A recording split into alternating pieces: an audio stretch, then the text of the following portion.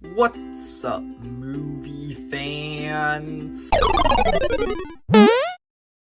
Guys, I've ranked heroes before on this channel, and I've ranked villains before on this channel. But you know something I haven't ranked before on this channel? A group of villains who are being forced to be heroes under the threat of getting their heads blown up if they don't. Today I'm going to be ranking every member of the Suicide Squad across both Suicide Squad movies. Yeah, there are 19 in total. There are 3 who were advertised as part of the Suicide Squad in, like, the marketing for the movies or stuff, who I personally don't consider to be part of the Suicide Squad. One is Amanda Waller, because she's not technically part of the team. Then there's Sol Soya, the leader of the rebellion in the Suicide Squad. And also the Thinker isn't a member of the squad, so those 3 are not going to be on this list. The reason I'm putting that disclaimer there is because for some reason they were advertised as members of the squad in the marketing for the Suicide Squad, but yeah, I don't count them. Yeah, there are 19 members. The bottom 9 is mostly going to be composed of the characters in these 2 movies who existed only to die. So let's just get straight into this. Number 19 is Slipknot from the first movie. He's the only character in the first movie who dies, like, immediately, and they don't even hide the fact that he's going to die. They introduce him 30 minutes after the rest of the characters. They don't give him any backstory. They don't give him anything interesting to do or say.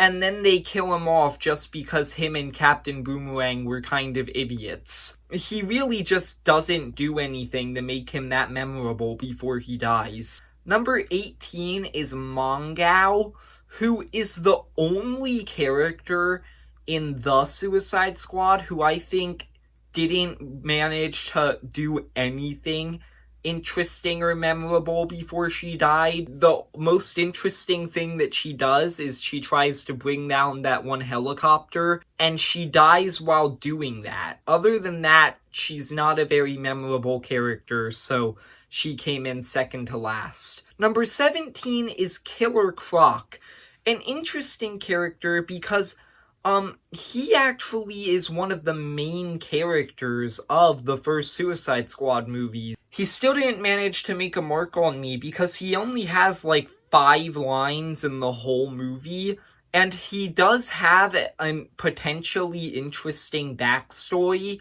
but they don't really dive into it that much other than just introducing him. Besides that, they don't really do much with it. Number 16 is Katana, a character who has the stupidest introduction scene in any movie ever. This Katana, she's got my back.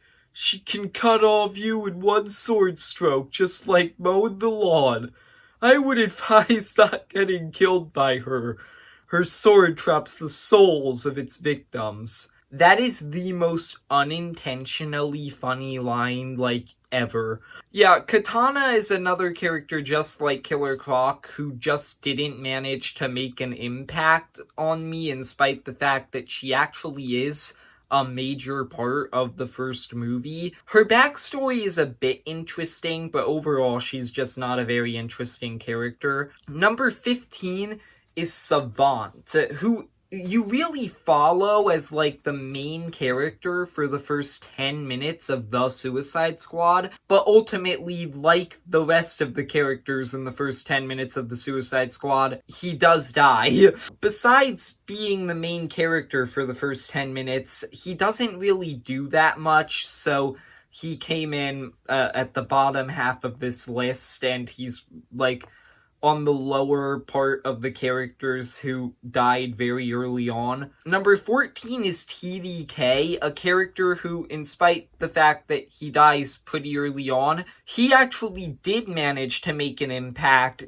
simply because he's just a stupid, ridiculous character who they make fun of, and I thought that it was pretty funny what they did with him. Then number 13 is Blackguard, who is a character who doesn't have a lot of time in the movie because he's one of the characters who dies early on.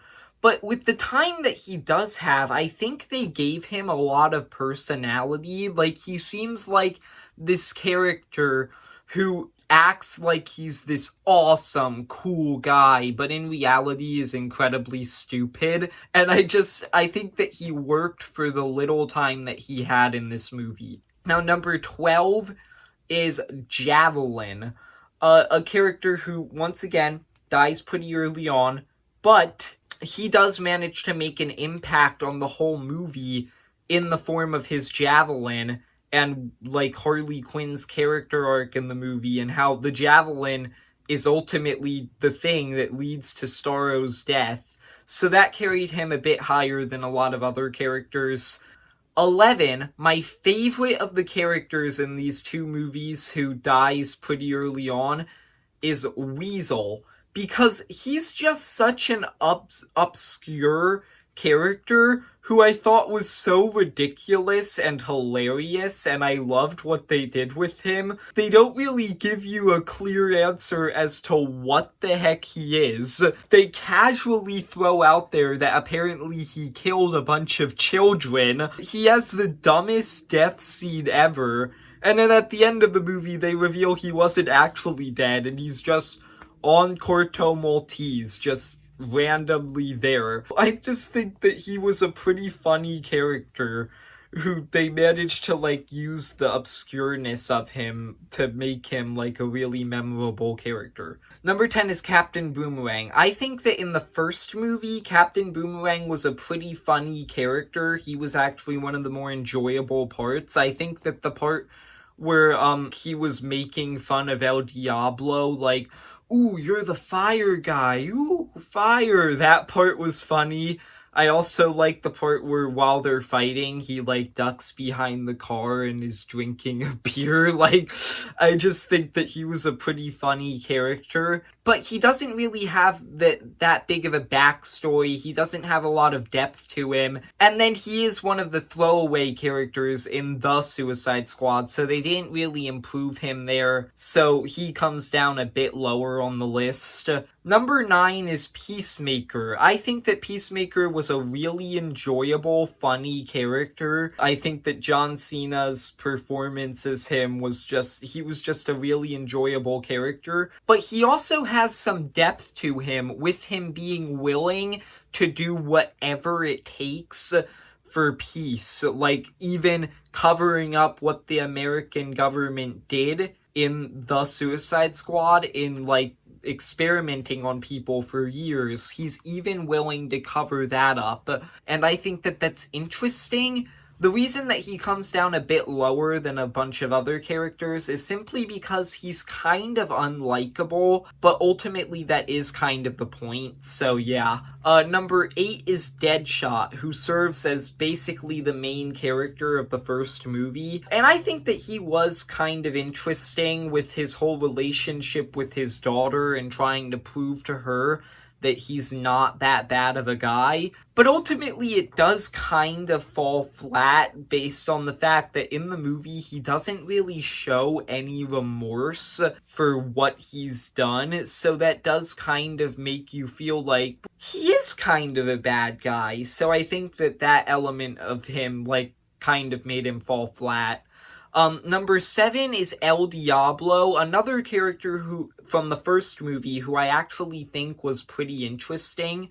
I think that his entire backstory, his dark backstory about how he accidentally killed his family, and how he tries to get, like, this new family in the Suicide Squad and sacrifices himself for them. I think that that's all, like, a great character arc for him. But the fact that in the Suicide Squad, in the first movie, the relationship between the squad kind of feels rushed, I thought that that fact, like, kind of brings him down a bit, but I still think that he's probably the most interesting character in the first movie. Number 6 is King Shark. Now this is a pretty interesting character, because he's, like, this incredibly brutal character who, like, eats people alive and rips them in half, and he's just this incredibly brutal character in the action sequences. But they also managed to make him adorable at the same time and wholesome. Like, he basically is just this big baby. I just thought that he was a pretty adorable character. Number 5 is Polka-Dot Man. This is a character who easily could have ended up being just this ridiculous throwaway character, and they do make him pretty ridiculous. They make jokes about his powers as expected, but surprisingly enough, they also gave him an interesting dramatic backstory and a character arc. He actually did end up kind of being an interesting character, in spite the fact that he's, like, incredibly ridiculous at the same time. I thought that the balance between the two was great. Number 4 is Rick Flag, a character who I think was drastically improved by the second movie. In the first movie, he was just this generic military guy. His only interesting character trait in the first movie is the fact that he, like, kind of doesn't trust Amanda Waller and thinks that the Suicide Squad is a bad idea. But ultimately, he was kind of generic in that movie. But in the Suicide Squad, they managed to make him so much more interesting because they take that one character trait that he had where he doesn't really trust Amanda Waller and they amplify it to make him really compelling by making him feel betrayed by the US government when he finds out what they've been doing to innocent people all this time. And I think that managed to make him a way more interesting and compelling character.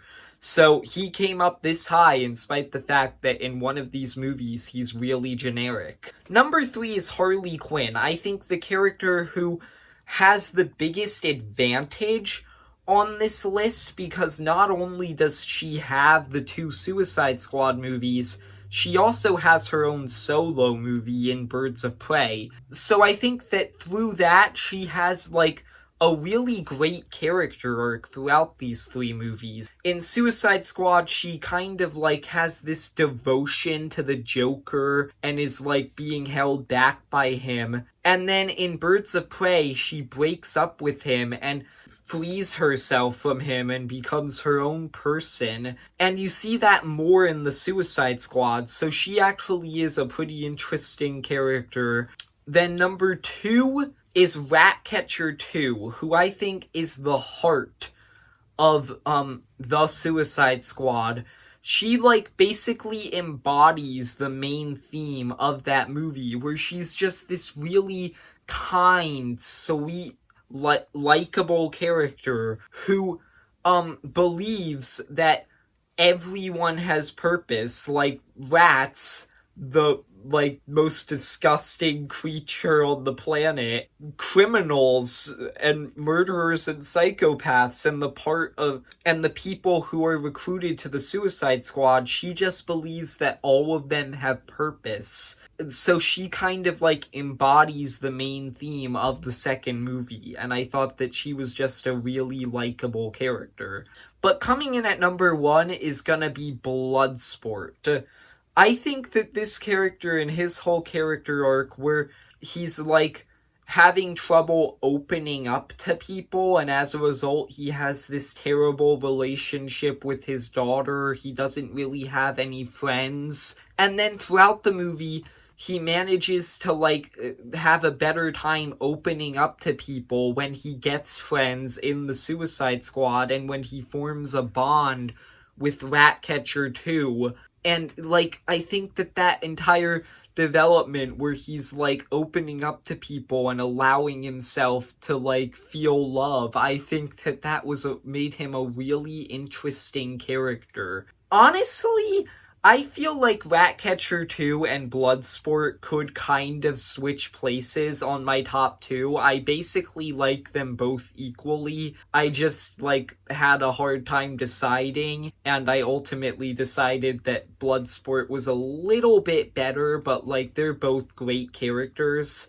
So yeah, there you go. That's my ranking of all 19 Suicide Squad members. I hope you enjoyed. If you did, leave a like and subscribe, and see ya, movie fans.